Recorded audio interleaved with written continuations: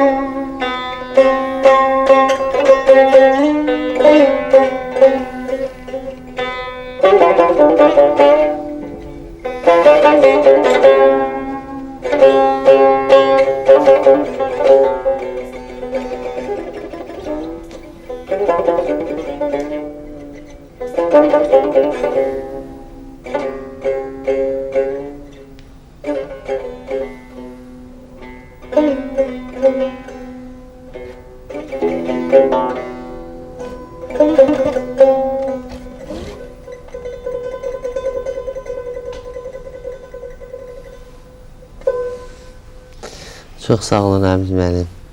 Çox sağ olun Sağ bu olun. gözəl ifadəyə görə. Ramiz müəllim, mən bir sözü demək istəyərdim ki, bu gözəl bir mahnıdır. Bu mahnının sözləri də çox gözəldir.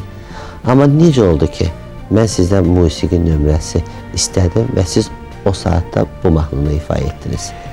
Mən heç nəzərdə tutmamışdım ki, əvvəla tarı gətirmək lazımdır, nəsə ifa eləmək lazımdır. Siz zəng eləyib dəvət eləyəndə dediniz ki, tarı gətirin ha. Heç demədiniz özünüz gəlin. Mən belə başa düşdüm ki, əvvəl gərək tarı təqdim eləyək. Bəli, Və bəli. sonra siz məni təqdim eləyəsiniz. Əlbəttə ki, təbii ki, belə də olmalıdır. Çünki mən nə varsa bu tara borcluyam. Bəli. Və indi ifa elədiyim də bu sizin verilişin ruhuna uyğundur. Mən elə başa düşürəm. Bəli. Çox məşhur bir mahnıdır. Rəhmətli Mirzə Babayev də oxuyub Bəli. bunu. Şövkət xanım da oxuyub. Kimlər gəldi, kimlər getdi? Bəli, Nərminə Məmmədov Bəli. oxuyub. Gülağ oxuyub. Kimlər gəldi? Kimlər gəldi? Kimlər getdi bu dünyadan? Bu dünyadan. Elə siz ifa edəndə mən də burada zümzümə edirdim Bəli. onu. Bax bu verilişinizə də kimlər gəlib, kimlər Bəli, gedib bəli, doğrudan da. və kimlər də gələcək, kimlər də gedəcək. Onu Yenə Allah də bilir. Allah bilir. Bəli. Allaha bağlıdır. Çox gözəl, çox gözəl. Yəqin ki, mənimlə razılaşarsınız. İnsan ömrünün ən gözəl çağı gənclik illəridir. İnsan gənclik çağında onun qəlbi məhəbbətlə aşıb daşır və çılğın olur, ehtiraslı olur. Hər bir işdən qorxmur, hər bir işin qulpundan yapışır, bilmir ki, bu işi bacaracaq, yoxsa bacarmayacaq. Yalnız irəli hərəkət edir. Və gənclik vaxtında heç vaxt insanın yadına da düşmür ki, nə vaxtsa insan qocalacaq. Bax, gənclik illərini artıq siz adlamışsınız. Gəlin açıq etiraf edin. Qocalıqdan qorxmursunuzmu? Qorxursunuzmu? Mən əvvəla qocalıq sözünü qəbul eləmirəm. Aha. Mən qocalıqda bir ucalıq görürəm. Bu mənim şəxsi fikrimdir, qənaətimdir.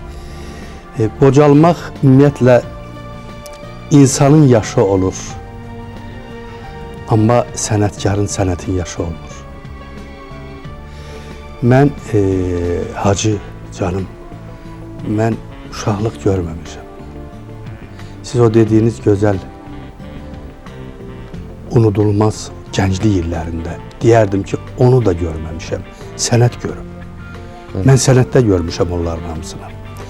Ona görə də tam müfəssəl deyə bilmirəm ki, gəncliyin gözəlliyi nədir, nə qədərdir, necədir. Amma onu bilirəm ki, hər yaş dövrünü, hər fəsli yaşamağa gərək bacarasan. Bütün nə varsa həyatda əldə elədiklərini gənclikdə qazanırsan. Ahıl vaxtında, müdrik çağında bunları xərcləyirsən. Hələ təqdim eləyirsən dünyaya. Kimsən sən? Necə olmuşsan, nə varsan, hardasan? Və mən o arxain idim o musiqimə, bu alətə. Çünki bunun yaşım bəlli deyil, məlum deyil. Bu bəxtim, talihim, həyatım tara bağlı olduğu üçün, bu tarın yaşı bilinmədiyi üçün heç mən də yaşımı heç bilindirmirəm. Heç bilmirəm nə qədər yaşım var, yoxdur, var filan məsələn. Amma onu bilirəm ki, hər yaşın özünün gözəlliyi var. O qoca olanda da gənclik ehtirası ilə gərək çalışmağa bacarasan.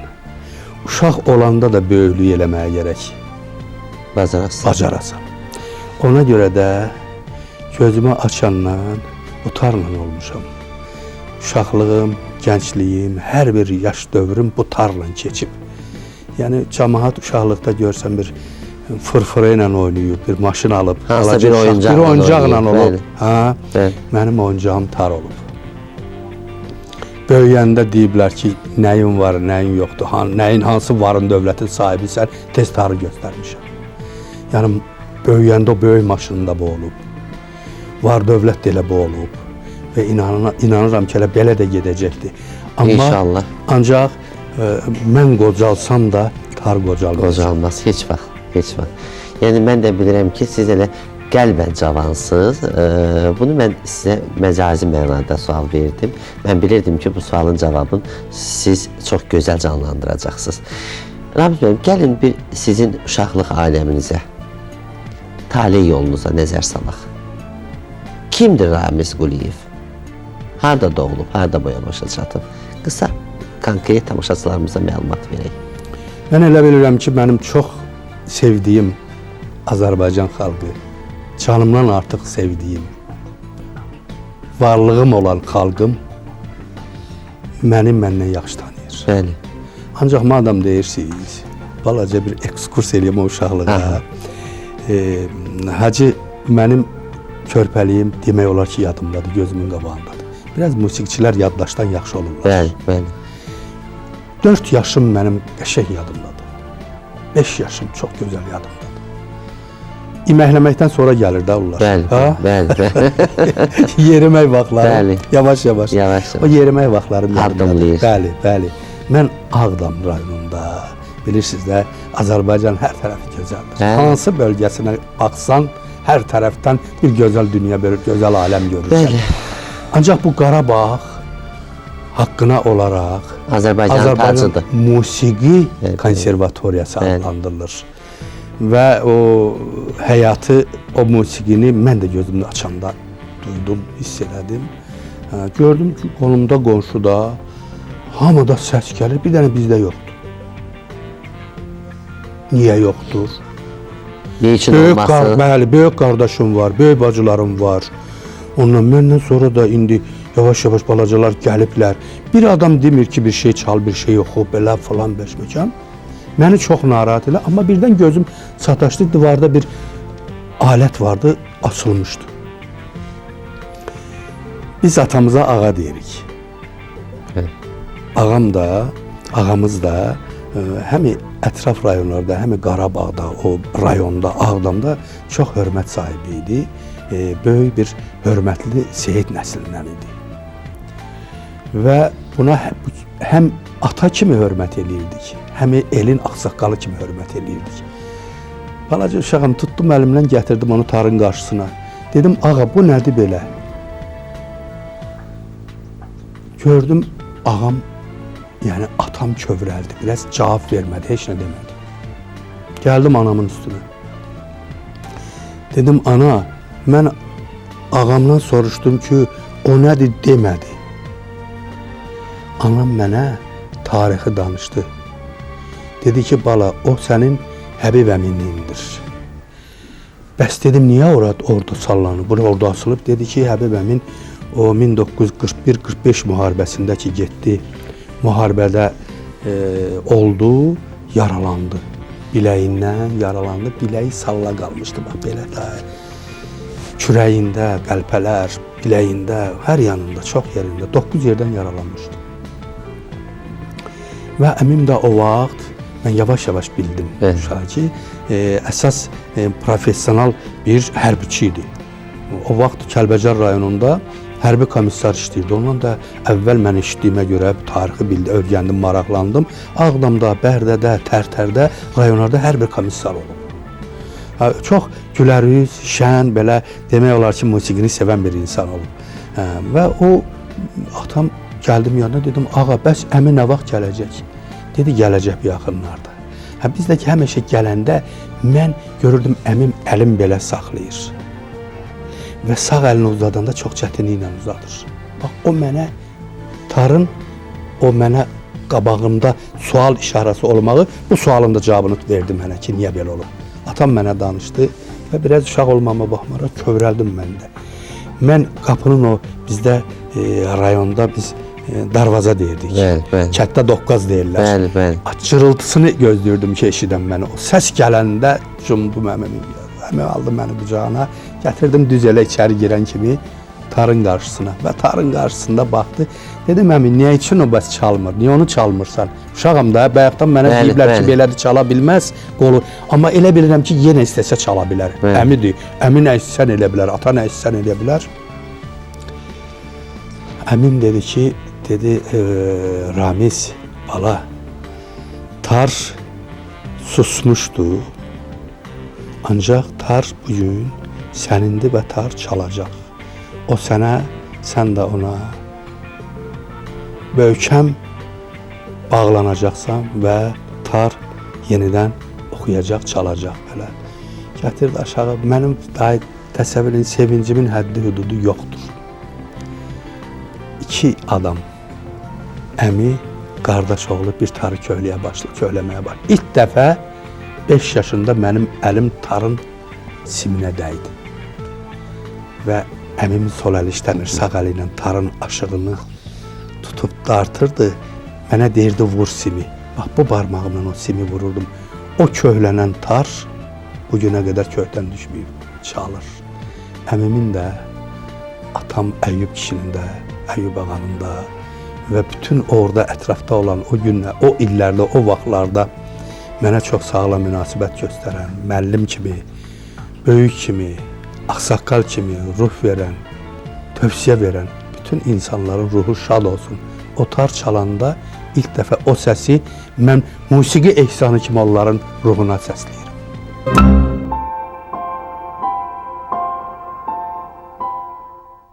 Bəzən insan özü öz aləminə qapılır. Özü öz daxilində neyinsə götürür, qoyur, hərdən tək qalmaq istəyir, öz daxili aləmi ilə. Heç sizdə belə hallar olurmu? Baş verirmi belə bir hal? Mən sizə deyim ki, mən nə vaxt musiqidə oluramsa, sənətlə, tarla oluramsa, mən heç kimlə ünsiyyətdə olmuram. Öz aləmində olurum. Mən onu həmişə demişəm, bugün də deyirəm. Bu sənət varlığı bir gözə görünməz nəsə bir varlıqdır. Ora daxil oldun, sən özün ölsən, özün olmursan. Nəsə bir başqa bir aləm olur. Və mən o musiqidə olanda, sənətlə yaşayanda, mənə elə gəlir ki, mən tək tənhalıqda oluram və yavaş-yavaş o musiqi ilə, o səs ilə yuxarıya, ilahi qüvvəyə yaxınlaşmaq istəyirəm. Və Allahımı dərk eləmiş oluram. Və o ucalıqda ona can atmaq istəyən, ondan ümdad, ondan nəsə ümid yeri görən bir aciz bir insanın özünü dərk etmək arzusunda olduğunu mən təsəvvür edirəm. Bax, belə olur məndə. Musiqi ilə mən öz aləmimdə, öz dünyamda oluram. Heç kəsinlə, heç bir vaxt ünsiyyətdə olmuram. Ramiz müəllim, insanın demək olar ki, səmimiyyət insanın ən önəmli xüsusiyyətlərdən biridir. Amma düzünü açıq etiraf edin. İnsan ömrünün axırına qədər səmimi ola bilirmi? O baxır onun tərbiyəsindən. Bir də baxır onun iradəsindən. Və bir də dediniz ki, səmimi etiraf onun kişiliyindən asılıdır. Bəli. O səhvini boynuna alan tüklərdə gözəl bir söz var. İlk öncə onun böyüklüyü deməkdir. Onun kişiliyinin təsdiqi deməkdir. Və yaxşını etiraf eləyərlər də. Bəli. Etiraf, mən elə bilirəm ki, insanın səmimiyyət ucalığıdır. O səmimiyyətin ucalığı o etirafdan başlayır. Məhəbbətə siz hansı izahı verərdiniz? Məhəbbət Ramiz Quliyev üçün nədir? Mənim anlamımda məhəbbət ən uca, ən ülvi ilahi varlığına olan məhəbbəti bilirəm mən. Ondan böyük məhəbbət bilmirəm. Varsa o məhəbbətlər Allah Taala'nın varlığından sonra gələn məhəbbətlərdir. O eşqdə, o məhəbbətdə hamısı Allah Taala'nın yaratdıqlarına sonraki anlarda, məqamlarda gəlib çıxa bilər. Ramiz müəllim, bayaq birinci sualımıza başlayanda siz etirafa çox gözəl izahat verdiniz. Bəs Ramiz Quliyev özü nəyi etiraf edə bilər? Həyatda nəyi etiraf edə bilər? Bu elə bir sualdır ki, bunun hər sahəyə qoymaq olar. Hər bir sahə. Hər bir sahəyə qoya bilərsən. Bəli. Həyat, bəli, sənət. sənət, fəaliyyətin cürbəcür növlərinə qoya bilərsən. Qonşuluqda, qohumluqda, bəli, dostluqda, bəli, hər bir şeydə, bəli, hər bir şeydə. Hətta bilmirəm, indi bu etirafın nəzəriyyəsini təyin eləyiblər. Elmi nəzəriyyəsi var, yoxdur, onu bilmirəm. Fəlsəfi nəzəriyyəsi var, yoxdur, bilmirəm. Amma mənə elə gəlir ki, mənim aləmimdə əgər hansısa bir insan hər bir şeyi yerində, vaxtında etiraf eləsə, heç məhkəməyə ehtiyac olmaz. bəli, O instansiyalar deyirik. bəli, O məhkəmədən sonra o biri məhkəmə, Bəli, bəli. o qınaqdan sonra o biri qınaq. Bəli. Bunların heç biri olmaz. Düzdür. Bir şey olar. İnsanın düzgün tutduğu yolda onun düzgün səmimi etirafı. bəli. Bax, belə bilirəm. İndi sizin heç bir etirafınız yoxdur da. Mən elə bilirəm ki, etirafsız insan yoxdur. Aha. Mən elə bilirəm. Mən etiraf eləyirəm ki, Aha. mən həyatımı, bütün varlığımı bax bu sənətə bağladım. Və nəyi pis yaxşı gördümsə, bu sənətdə gördüm. Və eyni zamanda onu da bildim ki, nə mən o tarı incitməmişəm, nə də o tar məni incitməyibdir. Amma çoxları elə bilirlər ki, həqiqətən də belədir. Çox əzab, əziyyət, işgəncə verilən bir sənətdir bu. Sən özün döysən xalqın üçün, mənsub olduğun kim varsa onun üçün yaşayıb yaradırsan. Bu varlıqda sən yoxsan. Və bu əzab, əziyyəti çəkən varsan sən. Bu əziyyəti, işgəncəni çəkərəkdən nə istirablar varsa onu çəkirsən və sonra tara bir də nəzər salanda baxır görürsən, etiraf eləyirsən ki, yox, elə nə varsa, nə veribsə sənə tar veribdir. Evet. Mən etiraf edirəm ki, mənim nəyim varsa, xalq tərəfindən hörmət, məhəbbət, sevgi, diqqət, dövlətçilik tərəfindən qayğılar. Yəni qayğı olmasa Bəli. heç nə mümkün deyil. O sakitlik, sabitlik sevir Evet. sənət. Əminamanlıq sevir. Və bu əminamanlığı zaman zaman sənin başının üzərində sən artıq xalqın olan zaman o xalqın iradəsi ilə seçilmiş dövlətin, hökumətin sənə himayə eləməlidir və bu himayənin sayəsində mən bunları eləyə bilirəm və etiraf eləyirəm ki, mən özümün yox, özüm üçün yox, mən bu sənət üçün və bu mənsub olduğum bu sənətin dinləyiciləri üçün olmuşam. Bax, bunu etiraf edirəm. Çox gözəl. Ramiz müəllim, bir də mən istəyirəm o sözü də soruşam sizdən. Çünki bayaqda mənim ürəyimdə qalıb, onu soruşmamışam. Bayaq siz gəldiniz, əyləşdiniz. Sizin də tarınız orada idi. Mən prodüserimizə dedim ki, o tarı gətirsin. Siz dediniz ki, yox. Ona yalnız tarın öz sahibinin əli dəyməlidir. Bu nə ilə bağlıdır bu? Mən iki böyük qüvvəni həmişə yad əl deməzdim. Aha. Bəzən deyirlər yad el, yad əl, yad münasibət. Yəni sahibindən başqa, bax, hə? mən onu həmişə qoruyuram ki, doğma.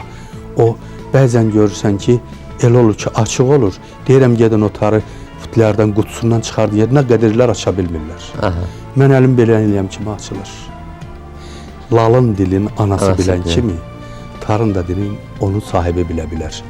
Və ona görə də mən elə dedim, qoy özüm gətirim. Və o iki müqəddəs ki, mənim üçün amal var. O biri müqəddəs Quran-ı Kərim deyir. Və sonra mənə verilən mənim müəllimlərim, mənim məktəblərim, mənim tədrislərim, bütün əziyyətlərim, zəhmətlərim bahasına başa gələn bu sənətimdir. Hər ikisi mənim üçün müqəddəsdir. Əziz. Mən sənətlə, Quranla olanda heç bir vaxt xəyalıma da gəlməyib ki, nəysə yalan demək olar, düşünmək olar. Nəysə, siz deyirsiniz ki, etirafa heç yer qoymuram mən. Bəli. Ramiz müəllim, ümumiyyətlə yaşamaq nədir sizin aləminizdə?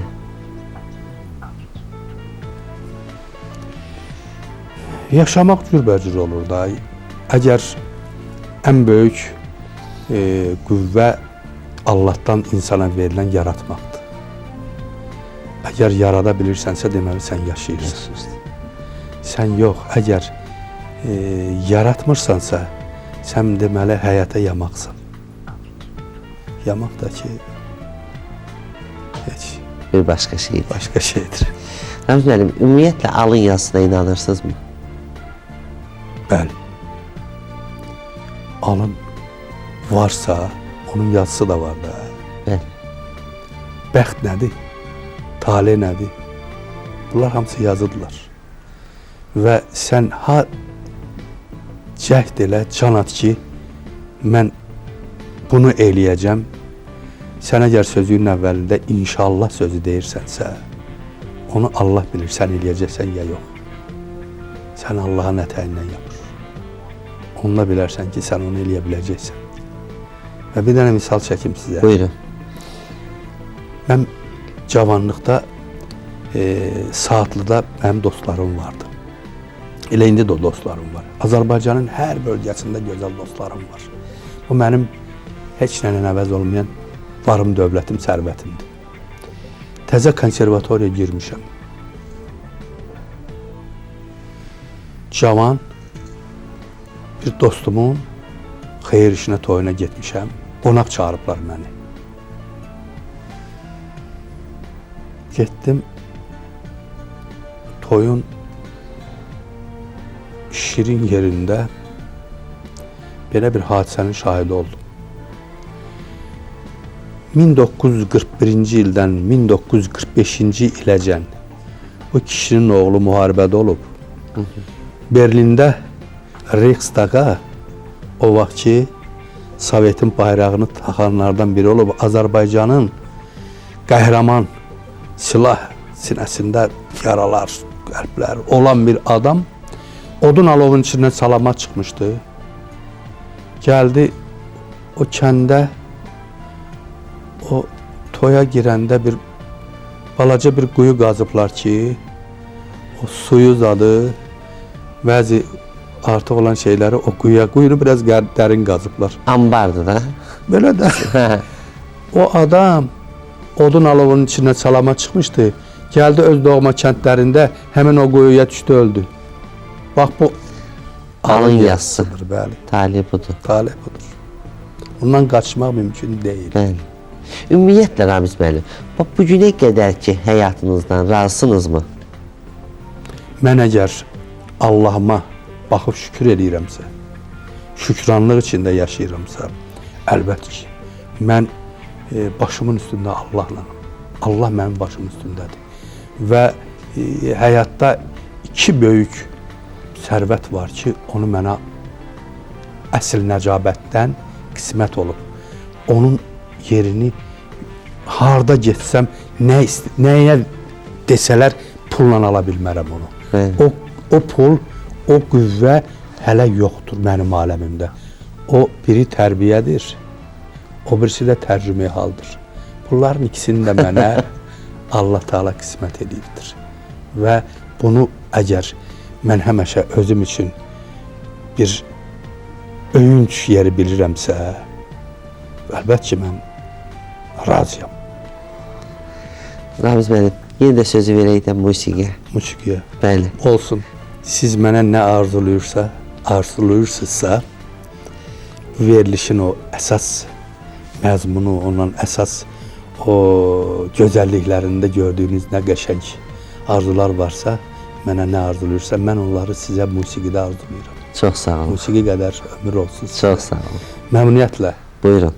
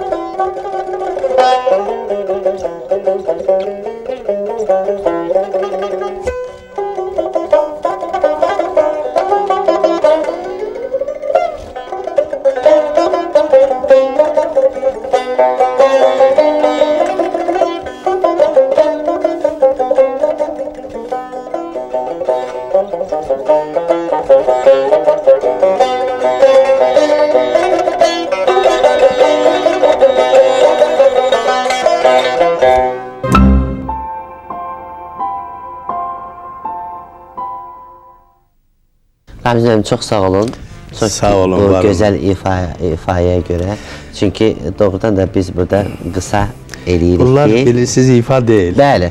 Yəni ki, mən də varam, tar da Bu burada. tardır da, Bəli. bu tar sözünü deyir. Yəni belə bir var çalmaq, bir də var bir mızıllamaq da, bir Bəli, balaca bir balaca zümzümə eləmək, Bəli. zümzümə. Elə bir məqama gəlib çatmışsınız ki, artıq xalq artistisiniz. Professorsunuz. Deməli, sənətin ən yüksək zirvəsindəsiniz. Burada da heç kim yoxdur. Siz, mənəm, bir də tardıq. Üçümüz əyləşmişik, şirin-şirin söhbət edirik. Ramiz müəllim, bu xalq artisti adına layiq görülüncə, professor adına layiq görülüncə, asanlıqla mı bunlar başa gəlib? Sizin heç mərdimazarınız olubmu? Sizə mani olanlar çox olubmu, az olubmu? Hacı, düz dünya görürsünüz də çəpərdir. Bəli, Hasarlar, bəli. nə qədər çəpərlər. Deyir, mərdimazar olmasa Bax çəpəri neyinir? Bax çəpəri, neyinir çəpəri? Bəli, Çox təəssüf ki, həmişə belə bəzən belə pis niyyətli adamlar da olur. Bəli. Çox təəssüf, çox təəssüf. Ancaq mən sizə deyim ki, elə həyatın gözəlliyi o da. Bəli. Pislər olmasa yaxşıların yeri, qədri bilinməz. Təbii. Bəli. Və bu dediyiniz ki, əldə olunan ki var, Nailiyyətlər. nailiyyətlər. Mən sizə ikisini də açım. Buyurun. Biri sənət, biri elmi. Aha. Xalq artisti sənət, Bəli. professor elmi. Birinə istedad lazımdır, o birisinə təcrübə. Ha? Bəli. İki böyük ilahi varlığın sahibi olmalısan. İstedad, bir də təcrübə, elmi təcrübə. Bunların ikisinin də ən böyük başlanğıcı da, sonu da, bütün varlığı, canın mayası zəhmətdir. Bəli. Zəhmət çəkməyə bacarasan. Bu zəhməti çəkəndən sonra onun bəhrəsi həmişə olur. Bu bəhrəni dadandan sonra insan bu həmişə bu gözəlliyin deyərdim cazibəsinə düşür, onun qulu olur. Bəli. Və mən bu gözəlliyi heç bir vaxt fəxri adlarda görməmişəm. Onun sənə verdiyi zövqdə görmüşəm. Mən düz 20 il bundan əvvəl Amerika Birləşmiş Ştatlarında Vaşinqton şəhərində hətta yadımdadır, Mal Parkı deyirlər mərkəzdə. Orada mən, xanəndə Alim Qasımov, kamança çalan Şəfiqə Eyvazova.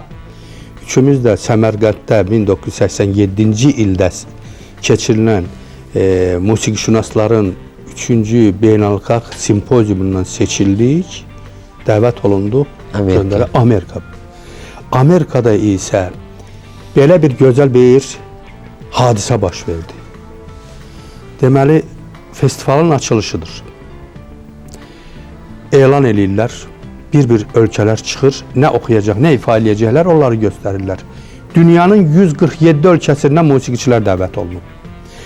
Hətta o vaxt, o dövrdə keçmiş Sovetlər Birliyindən 15 respublikadan dəvət olunmuşlar. Və Azərbaycanla da 3 nəfər kap musiqisi ifaçıları biz.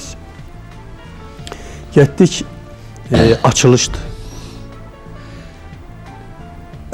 Elə təxminən yadımdadır, bir proqramın ortasına gəldik proqramda. Deməli, 147 ölkənin hamısına bir 3-5 dəqiqə verirlər, dinləyirlər. Təxminən Hollandiya, İspaniya, bunlar çıxış eləyəndən sonra biz Azərbaycan elan olub məşqdir.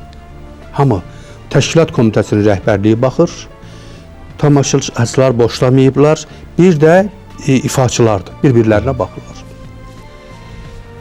Alim dedi ki, Ramiz, nə oxuyum? Dedim, ürəyin nə istəyir? Dedi, bəlkə Bayçiraz. Dedim, nə oxusan muğamdır da, muğamın böyüklüyünü, möhtəşəmliyini bütün dünya bilir. Amma gəl çahargah. Mən oradan elə oturan kimi, çahargahın bərdaşını zildən vuran kimi sən dəf əlində o səhnəyə girə-girməz bərdaşı zildən tutursan, qoy görsünlər muğam nə deməkdir. Haray, hay, falan bəs. Hacı, inan Allaha, bu muğam nətər səsləndisə, necə oldusa, bu bərdaşını qutarandan sonra saxladılar, dayandıq. Çıxdı səhnəyə Amerikalı o Richard Kearney idi, dəhsən adı. Belə bir adam idi. Təşkilat komitəsinin sədri çıxdı, başladı danışmağa. Deməli, Rusiyadan da o vaxt Leningradda yaşayan musiqişünas məşhur bir alim vardı. İzal Iosifoviç Zemtsovski. Bunu Azərbaycanda musiqişünaslar çox yaxşı tanıyır və Azərbaycan musiqisində muğamlarına bağlı adamdır. Həddindən artıq vurğun adamdır. Hətta o belə bir gözəl bir söz dedi ki, dedim, mən muğamı dinləyəndə elə bilirəm ki, mənim keçmişim Azərbaycanlı olub. Belə bir söz dedi Zemtsovski. Və bir neçə alimlər də var. Onlar türk dillərini bilirlər. Theodor Levin var orada, Walter Feldman var. Fransada yaşayan Jean During var. İran-Azərbaycan musiqisi ilə məşğul olur. Edwin Christensen var. Böyle nəhəng musiqişünas alimlərdir. Bizim çıxışımızdan sonra saxladılar. O pərdənin arxasından Zemsovski özünü bizim üstümüzə tolladı, bağrına bastı. Biz dedik görən nə olub, neyləmişik biz? O orada elan elədi ki, sabahları Washingtonun Mali Parkında ənənəvi Amerika Folklor Festivalının açılışı Azərbaycan muğamının ifası ilə, Azərbaycan muğamı ifaçılarının, sənətkarlarının ifası ilə həm dinləyicilər, həm iştirakçılar mükafatlandırılırlar. Bundan böyük söz ola bilərdi.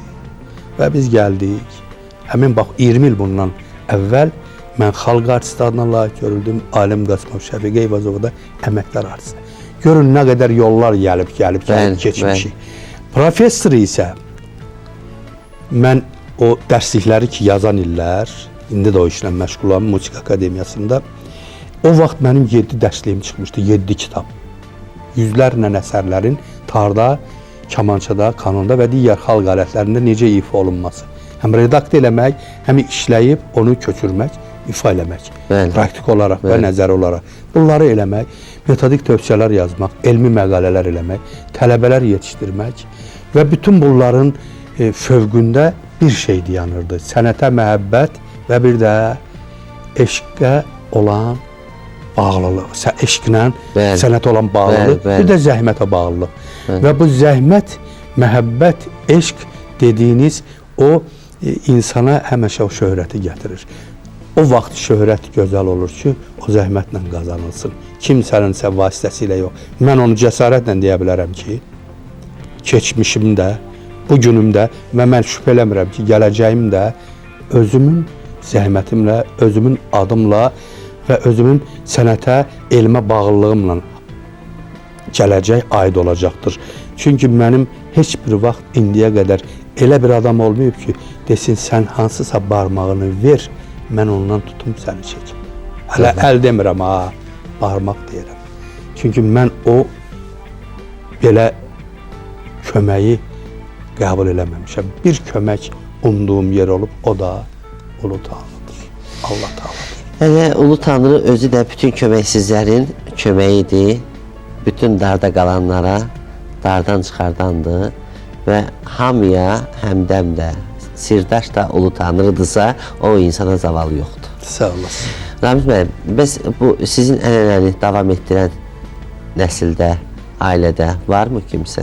Bizdə ailədə deməli 2 oğlan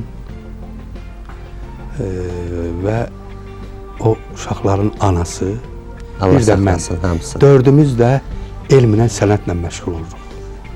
Biz evdə oturanda bizim evimizin o harda nə varsa hamısı kitabla bağlıdır. Dəftər, qələm, yazıb, pozub, bunlardır. Biz evdə oturanda yenidən baxan olsa, gələn görsə elə bilər ki, bura ofisdir. Sənət ofisi. Biz deməli gözün açanda Emin də, Əyyub da gördü, ata-anası nə ilə məşğul olur. Bəli. Mən və anası heç bir vaxt uşağa nə deməmiş ki, sən nə ilə, nə eləmə. Amma təxminən 1990-cı il idi. Yadımdan çıxmayıbsa.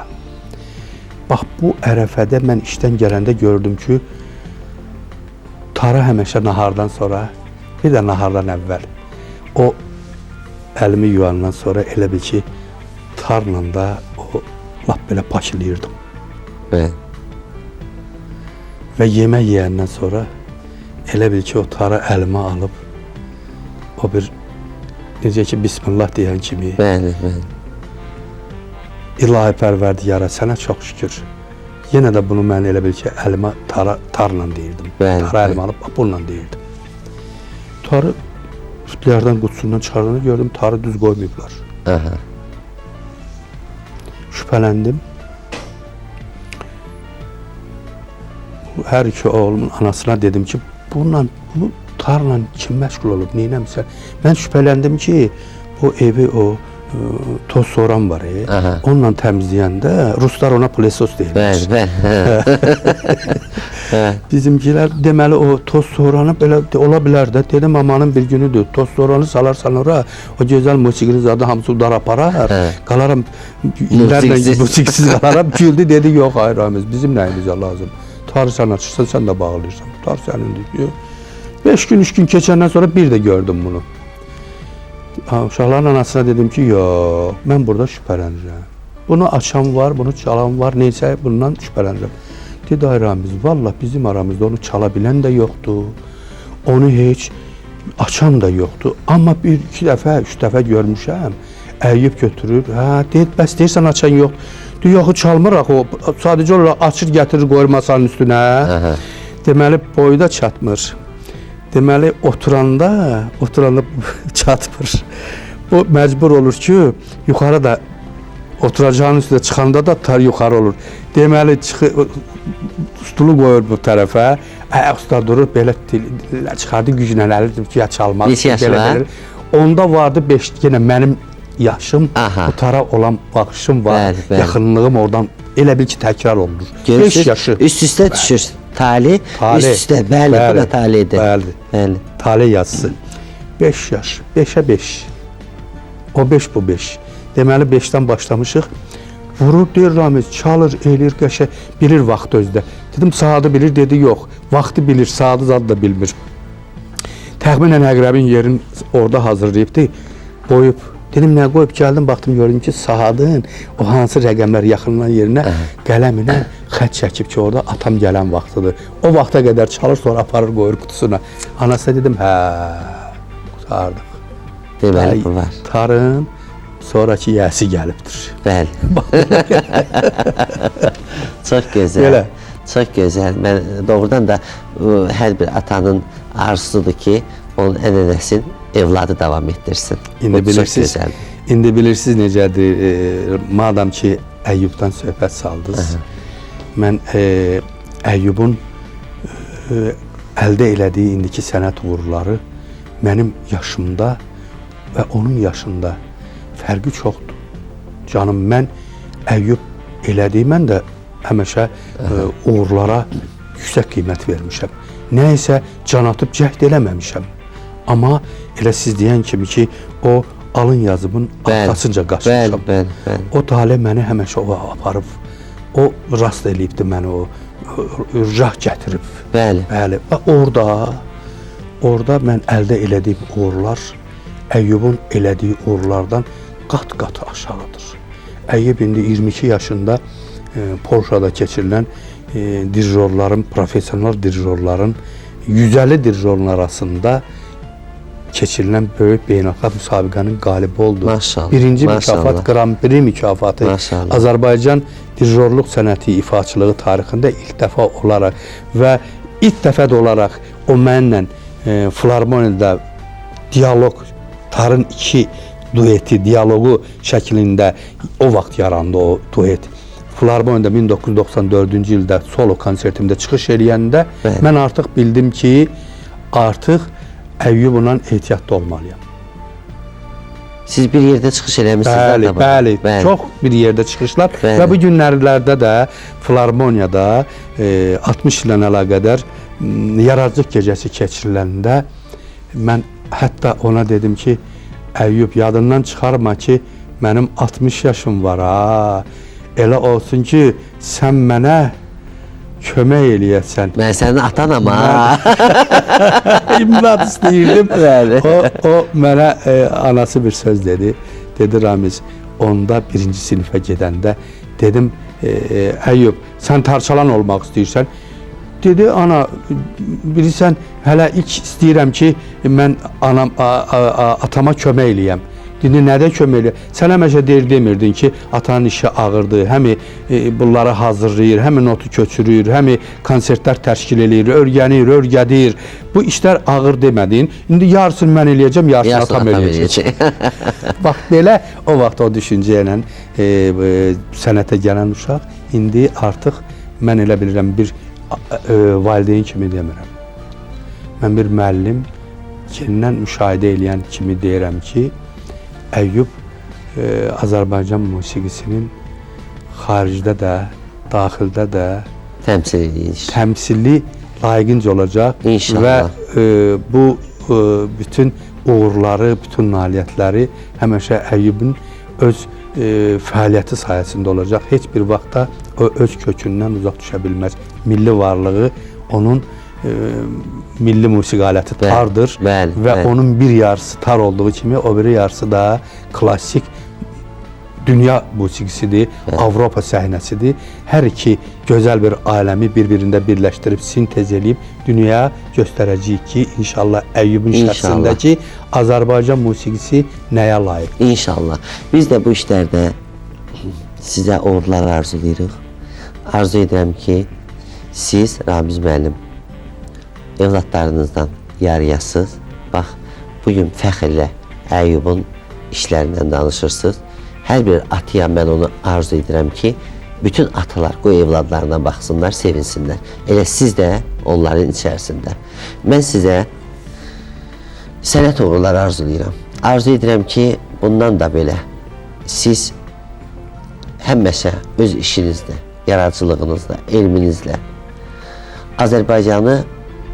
Azərbaycan daxilində, Azərbaycanın hüdudlarından da kənarda həmişə təmsil edəsiniz. Çünki siz buna layiqsiniz. Siz Azərbaycan incəsənətini yaşadırsınız və ona can verirsiniz, canlandırırsınız. İstər elmi sahədə, istərsə də ki, musiqidə. Yəni, mən sizə nə arzu edə bilirəm? Siz öz zəhmətinizlə bu yerə gəlib çıxmışsınız. Arzu edirəm ki, bundan da sonra bütün yaradıcılıqlarınız uğurla getsin. Çox sağ olun, minnətdaram. Mən də sizə minnətdarlıq sözümü qoyum, icazə verin. Buyurun. Əvvəla mənə o gözəl, o xoş duyğularla bağlı olan arzuları, mənə ünvanladığınız o gözəl sözləri ilahidən arzum budur ki, o 100 misli qədər də sizə. Çox sağ olun. Və sizi sevənlərə, sizi dinləyənlərə, gözəl tamaşaçılarımıza, bilirsiniz, biz heç kimik, xalqımız o yox. O xalqın döyünən qəlbi, alqış edən əlləridir bizi yaşadan. Bəli. Bu bir. İkinci tərəfdən siz mənə bu dəvəti, təklifi verəndə gördünüz, mən dedim məmnuniyyətlə. Bəli. Biz gözümüzü açıb xalqa bu televiziya vasitəsilə dərdimizi deyə bilmişik, sözümüz, sənətimizi demişik. Amma siz ki, mənə nə qədər sual verdiniz, bütün bu suallara bilmirəm necə cavab verdim. Çox gözəl cavab Amma verdiniz. mən bir dənə sual verəcəyim sizə. İstəsəniz o sualın cavabını indi verin. İstəsəniz hansı bir vaxtsa bir görüşüm olarsa, o görüşümüz zamanı o sualın cavabını mənə deyirsiniz. Buyurun. Nədəndir bu? Mən nə isə bu Space televiziyasına mən dəvət olunub gələndə həmişə məmnuniyyətlə və sevinərəkdən gəlirəm. Bilmirəm bu nə məsələdir. Bu həmişə bu məndə bir nikbirlik yaradır ki, yaxşı ki, dünyada sənəti qiymətləndirən və onun təmiz, təmənnasız qayğısını çəkən insanlar var. Var olun, sağ olun deyirəm və çox böyük məmnuniyyətlə səmimi insanları, böyük sənət sahibləri, o karifey sənət dünyasının şəxsiyyətləri olan insanları mən həmişə varlığına şükür edirəm, ilahidən, Tanrıdan şükranlığına. O şəxslərdən də biri mənim çox hörmət edədiyim səmimi insan Vaqif Mustafayev cənablarıdır. Var olsun, sağ olsun. Siz də və bütün bu verilişin əziyyətini çəkən insanlar. Çox sağ olun, minnətdarıq sizə.